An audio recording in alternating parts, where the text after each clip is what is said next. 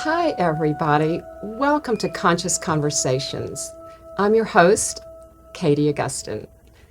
I'm a spiritual teacher, I'm a transformation coach, I'm a shamanic practitioner, and I'm also the head of the Transformation Center based in Westport, Connecticut. So, in addition to the individual sessions that I do in healing and coaching, we also offer a variety of classes, workshops, trainings, even sound baths in the backyard where we have a labyrinth at the center.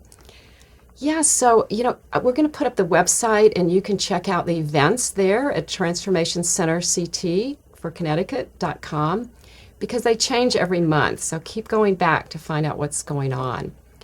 And everything we do at the center is really focused on helping you experience a greater self-awareness so you can let go and transform those limiting beliefs that we all have about ourselves.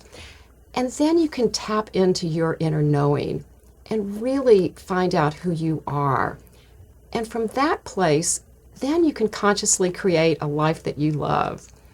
So that's what it's all about, and we welcome you anytime.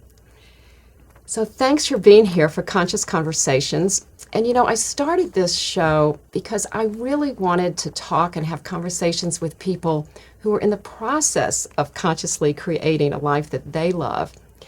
And I really want to find out what they're up to, what they're about, and how you connect with them so you can find out more about yourself by listening to their journey and find out, what they have to offer to you. So I'm excited to have you here today. This is actually my first guest that we're doing back live in person. So welcome to the show, Nickia Jackson.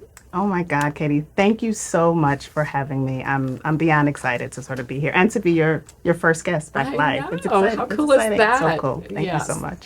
Well, I'm also excited. And I'm going to just read a little bit about you Okay. for our audience who doesn't know you at all. And then we're going to put up your contact info so they can contact you when they want to. Perfect. Love that. All right. So Nickia Jackson is a registered nurse with over 25 years of nursing experience. She has an MS in nursing. She is an integrative nutrition health coach through the Institute of Integrative Nutrition. She's an awakened healer through the Health Professional Academy. And she has Ziva meditation training. Very cool. And now you're going to find out a lot about this because Nickia now combines her nursing experience with a holistic approach to health and wellness that she believes is really somewhat lacking in our current healthcare system. Yeah. Yeah. So, I think Nickia clearly has a passion for what she does. And I think that's why we were drawn to each other in the first place. We'll talk a little bit more about that. And I think her passion is about for helping people be the best they can be. And she walks the walk and talks the talk. So it's funny because I met her during the pandemic. I think it was like the middle of 2021. Yes, it was. It was. And you came to me as a coach, really. Yeah, totally. And you were kind of grappling with what you wanted to do with your life, and you had just started your training in the integrative health. Yes, I did. I was kind of in the beginning phase of my journey Yeah, that I now yeah. realize that I was on like the journey. So Yeah, yeah, so I'm so happy now that you're doing this full time. I mean, that is just awesome. yeah, it's like it's coming full circle now. Full Yeah. circle, So which first is of so all, cool. congratulations on Thank that. you. Thank you so much. Yeah. Yeah, it's been a whirlwind, but now realizing that this is the place and space that I'm in, and would have never thought that being here with you, first guest. How about that? Yeah. So Yeah, it is the full universe circle. certainly, yes. Cool. So it's good stuff. Yeah, so first of all, can you share with our audience just a little bit about like your journey? What were you interested in holistic health to begin with? Yeah, so it's so thank you for that question. Great question. So it's been an interesting, like as you said, I come from the healthcare background, so not so much when you think like holistic health. So apart from me, so just a little bit more about my background is that I'm a wife to an amazingly supportive husband. Certainly have to give him a shout out. And I have two adorable children who are just, are very charismatic and who keep me on my toes. But as you had mentioned, our initial connection was like in the midst of like the pandemic. Yes. So my background is in nursing, which I've done for about 25 plus years. When I say 25 years, it doesn't feel like I can say 25 years. I Just know. And you look so young. I know. I was a baby when I started. I was a baby. But when I had started kind of in my nursing career, I did a lot of critical care. I was an ICU nurse for a number of years, as well as in the PACU. But prior to, so like COVID, we'll just kind of flash back. So had been in healthcare for 25 years, but had not really done clinical work probably for like the last 10 years. Once I had kids, kind of stepped away from the whole clinical care and I was doing more quality and safety work. So COVID 2020, the year of unprecedented times, it was probably unprecedented the number of times we said unprecedented. I found myself back in the clinical care arena, not by choice. Why was that? So there were some decisions that the job that I was working with at the time had made some decisions that, everyone needed to kind of give back and do some clinical care work. Yeah, well, that's again, true. I did read about that, a lot yeah, of hospitals. Yeah. Yes. So full disclosure, I was not a person who was raising her hand to volunteer to go back. It was not we all had fears, I think, at that time. That's a it was good a lot of uncertainty, not sure exactly, where things were like landing. But for me, it was challenging. It was certainly an extremely challenging time for me. I did not quite expect myself to be back taking care of critically ill patients after a decade being away from the bedside. Mm-hmm. So it certainly took a toll on me, and a toll that I didn't necessarily realize at the time, because part of my personality has always been a person who's like, we just get it done, you push it down, and you just move forward. So a lot of that is what I think I had internalized, I think, during that time, was just me getting through it, moving past. But what I didn't realize is I was so worried and focused on my family and everyone else that I wasn't really taking care of me. And I was trying to be the anchor for everyone else, but I was the one who was drowning. Oh, wow. Yeah. So I realized then that, part of my thoughts were, it's like, oh, it's just this job. I'll leave this job. I started another job doing similar work, but still realized even with that I was still not in a good space. I couldn't kind of put my finger on exactly what that was at the time, but certainly realized that I was not good. And I know that I needed just some time to just step away. And for me at the time, because I was this person who strength looked like you just push through. That was what strength, what I thought the definition of strength was to me at the time, is that you push through. And me not being able to push through it made me feel like I was weak. Wow. So your whole self-identity was in crisis in a way. Yeah. Yeah. Okay. So recognizing that I needed just even I was in this, as you said, kind of in a crisis mode of fighting between what strength, but I know that I need to take some time away. And I did. I ended up taking about 5 months off to just figure it out, between therapy, counseling, and just really trying to figure, I guess, myself out and understanding what it is that I sort of needed. Yeah, it's so important. Yeah. And I think part of it is just culturally, and, I think in just the society, we're always in this. We feel like we have to go and do, and not taking that time to take a step back. Was challenging for me. So I spent a lot of time in, doing some personal development and focusing on just myself. I felt like the first thing that, for me, that I always focus on was just the physical health. So I was like, well, if I get myself into some better physical shape. So, I worked on just diet. I decided to join the Institute for Integrative Nutrition, mainly more so for just the nutritional aspect of it, I was thinking. Okay.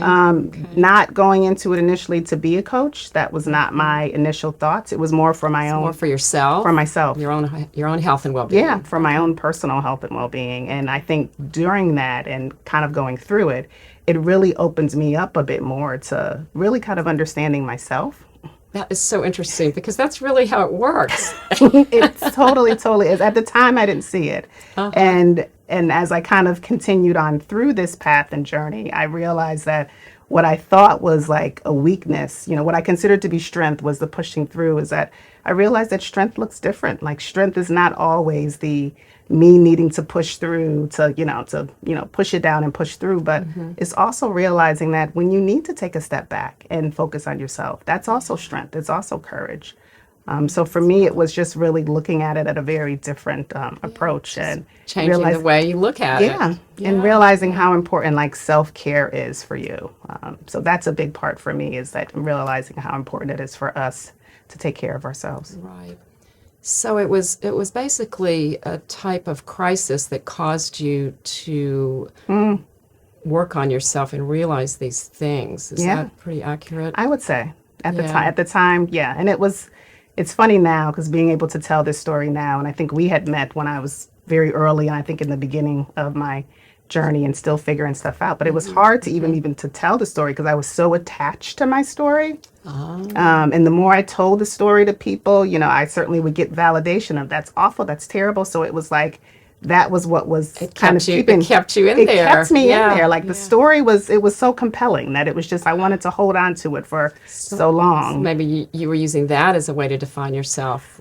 Yes, now seeing that now and realizing, I think as I continued on just, doing a lot of personal development, really focusing on, reading different books, kind of listening to different podcasts, doing some and getting some habits that were going to be helpful for me is that I realized that yeah, like this story that I'm attaching myself to, it's keeping me. And, the whole saying of like, change your story, change your life Yes. was like, it spoke to me in a way of like being able to kind of release myself from that and not being tied. And even if it's for a selfish reason of like, I don't want someone else to have this much power over me by having me attached to this story. So Right. to be able to release it. Because it's not who we are. Yeah. I mean, that's what, I think that's the first realization. And it's great that you're describing it this way because I think this is going to be helpful for a lot of people because that's where it starts. Totally. And, Totally. and then you take it from there. It's then one step at a time. Totally. I think earlier on for me, like it was hard because again, coming from a background that's very science-based and I never considered myself to be woo-woo in the sense I always like laugh and joke even with my husband now.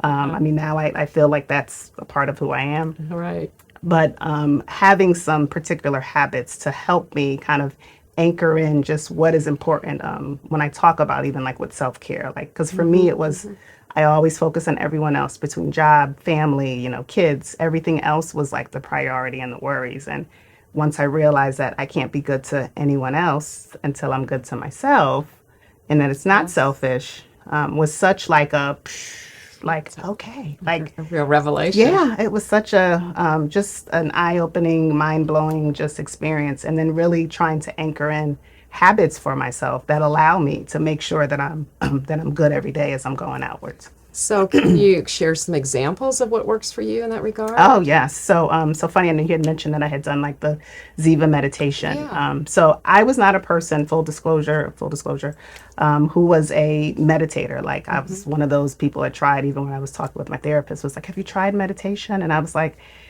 it doesn't work. Like I've tried it once. Like it's one of those things that I just can't clear my mind. Like it's just that thing. I just can't do it. So I was definitely one of those people who was like, I've tried it and it just doesn't work.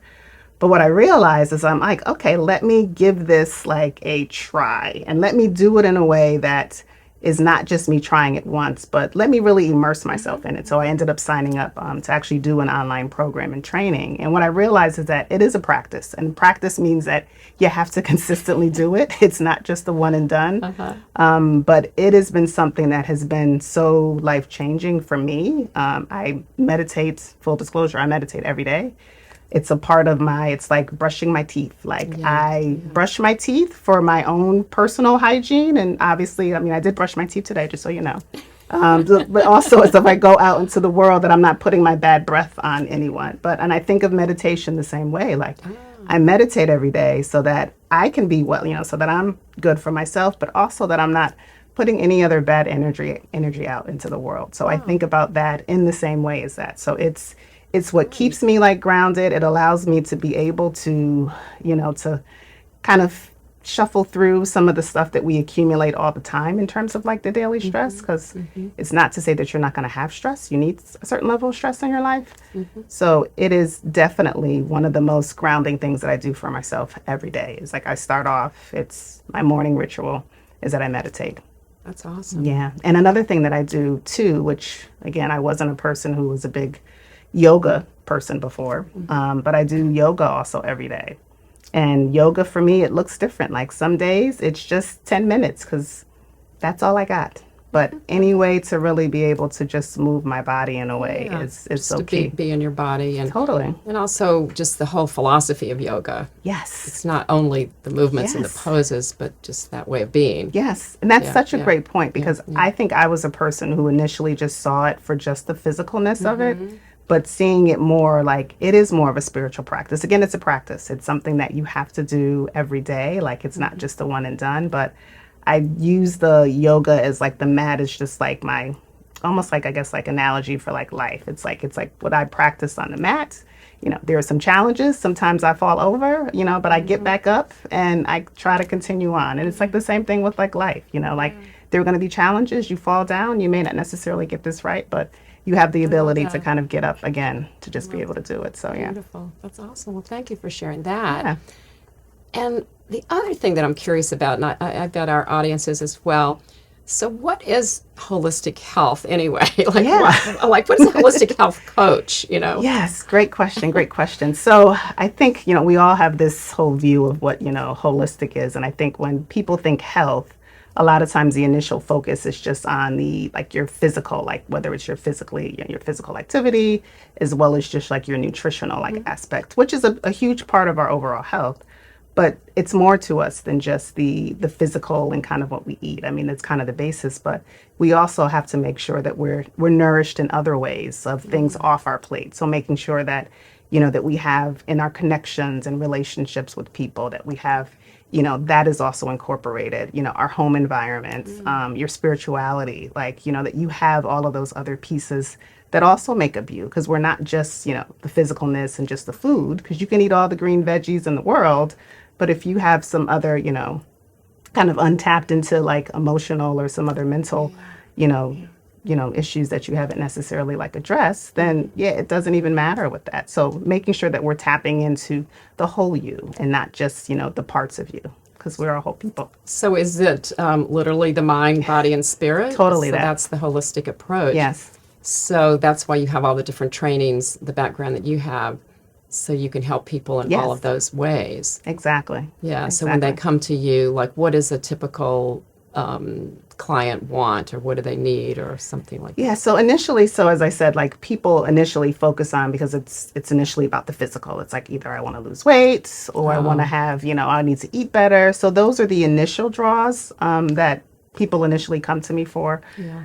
But once we start delving a little bit into more of like, because it's not just like I need to just eat all these things, but we have Okay. there's a lot of other stuff that we sort of bring to it as well too. So really looking at it from a more, as you said, more of a mind, body, spirit Okay. approach, and Okay. making sure that we're incorporating that in there as well too. That makes sense. So most people, it's the physical that they Yes, that kind of gets their attention it does. first, whether it's losing weight or whether it's a chronic illness. Do you get any of that? I do. I've had some clients who have had that as well too, and trying to figure out ways to be able to handle or Yeah. manage But those as well the too. interesting thing about all of this stuff that we all do Yeah. is that I think that people are drawn to one person or another for their highest and best good. So, they may come to you for weight loss, but not even consciously aware that they're really coming to you for a lot more. Yeah, yeah. And it's You know? it's initially hard to cut because I can't start off with people just saying like it's important to just love yourself, because if you say that to people, it becomes a like, what do you even mean? Like that's just such a there's almost like a wall that kind of like happens. So really delving into like what is it that you really want for yourself? So asking some of like those questions to people, like what is it that you really want? And understanding like not what you want, but why do you want it? That's the ticket. Like, what is that Yeah, thing thing. going to bring you? Yes, yes. So it's the emotions, the feelings. So, health is great, but what else is there underneath Yes. that, right? Totally. So really asking those other kind of questions of not just is this the what, but the why do you want it? And then kind of Yes. also the other piece, because sometimes we're so stuck in our current state and position that it's hard to sometimes see what the end result is.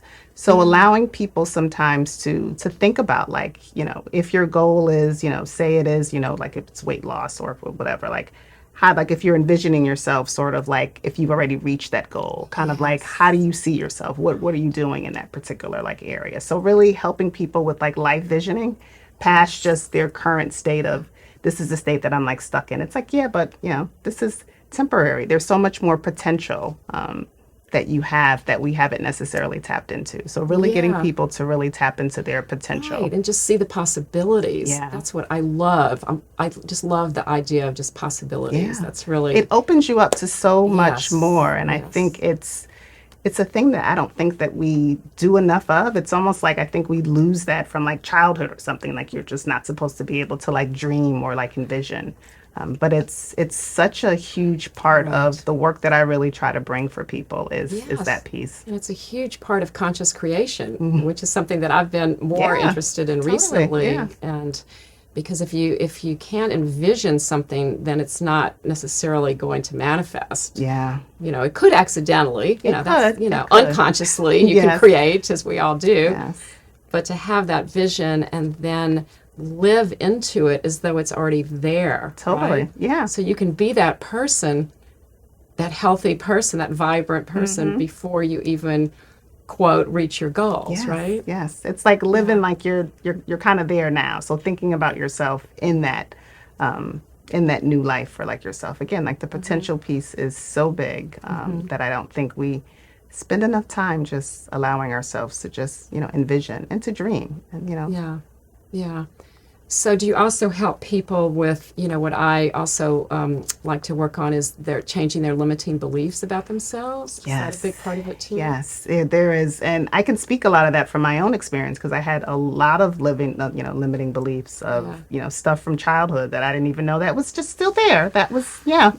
Well, that's the thing about limiting beliefs. I know. We're not aware of I them. know. You think that this is just how it is. And then when you start really delving a little bit deeper into it, you're just like, wow, that is I really very, believe that? yeah, that is a really interesting thought that I have attached to myself for a long period of time. So it's a lot of, yeah, allowing people, again, the ability to move past and, you know, to question the belief. And not to say that, you know, you are not wrong to have a limiting belief, but just don't fight so hard to keep them. Like, because recognizing that we have them, but yeah, not to fight so hard to Right. keep those beliefs. Right.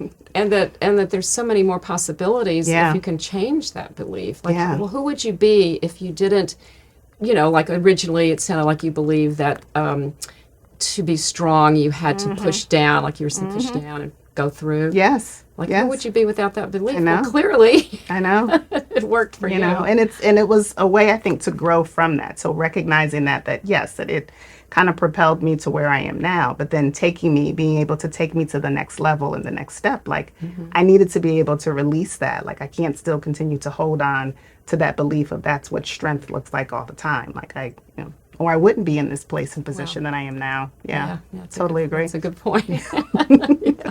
So it does work. Yeah. Oh man. So when you do you work with clients remotely, in person, or both? How does that? Yeah, mainly remotely. So like the sessions will be through Zoom. So we'll meet, you know, some weekly, some, you know, twice a month to kind of, review whatever their goals and stuff are. I have done some where I've actually done a few in person where they've wanted to either go over like some like pantry clean outs where they are really focused on just like their diet. Again, it does depend on what the clients are interested in, what their focus is on. But for the most part, it's virtual through Zoom. Yeah. Which and makes that it more works. accessible. You know, that's one good thing Yeah. that came out of the pandemic, I believe, is Yeah. that we now realize that there's so much that we can do remotely on Zoom. Totally. Yeah. And I Yeah. mean, I think in just about every profession. It certainly makes me more accessible to people who I Yes, wouldn't have been accessible from all to over the world. Yes, before. So Yeah. that's certainly one great thing that has come out from Yeah. the pandemic is the ability to meet virtually. So Yeah, it's I it's know. helped me. It's helped me in this sense. So yeah. No, I've met so many people. Like the class that we just did, there was somebody from Hawaii, somebody from Canada. So, you know, it's like, Yeah, it's amazing because we've both done quite a few other virtual like courses Yes. and events where you're able to connect with literally people from all over the world, which I think just is amazing. And broadens. what other time and era would you be able to just say that? So Yeah. definitely some Yeah, great that's benefits true. to virtually. Yeah. Well, this has been great. I think we're going to have to wrap up pretty soon. Is there anything else that you'd like to share with our audience before we do that I Yeah. haven't asked you? Yeah, no, I think I just wanted to really to emphasize, I guess I can kind of speak to the audience, Yeah. the importance of, for me, how self-care. I think self-care is a piece that we consider to be very kind of woo-woo, or it's nice to go out to have a massage every now and then. But self-care is something that we should really be doing for ourselves on a daily basis. And it doesn't have to be anything big. It could be just you focusing on, for me, I do like some meditation and yoga, but just making sure that you have some time that you are devoting to yourself, because I'm big on, you can't be good to anybody unless you're good to yourself first. And the analogy of like the airplane, it's like when you're on a plane and they tell you, if the cabin loses pressure and the oxygen mask falls, make sure you put your oxygen mask on yourself first. So that's the truth for life. It's like we have to be sure that we are putting our oxygen mask on ourselves first. So I will just, leave that message to those people, and just being sure that you're good for yourself. Be good for you. That's great. Yeah, and there's so many resources out there now, Yeah. like yourself, like so many people. So I would say just start somewhere. Yeah. It doesn't have to be an overnight. You don't have to change everything overnight, but just gradually start getting and changing your habits, changing your beliefs. Yeah. That's where it starts. Yeah, those small steps lead to bigger steps. I mean, I certainly did steps. It wasn't an overnight thing for me. It was just as you Yeah. said, the habit building. Yeah, So doing some it small does- things it and does- building upon. That's perfect. Yeah. Well, thank you so much for being on the show today. Thank you so much Nickia. for having me. It's a This was great so great. conversation. A Love this. wonderful way to start. Yeah. Yeah, and thank you to our audience for being here with us today. And tune in. This show is going to be weekly, so you can tune in every week. And I also want to thank the Westport Library Verso Studios for hosting us. This is the first time we're doing this in person in the studio, so thank you to David and the whole crew. And tune in again, and it was wonderful. Thank you. Namaste. Take care. Bye-bye.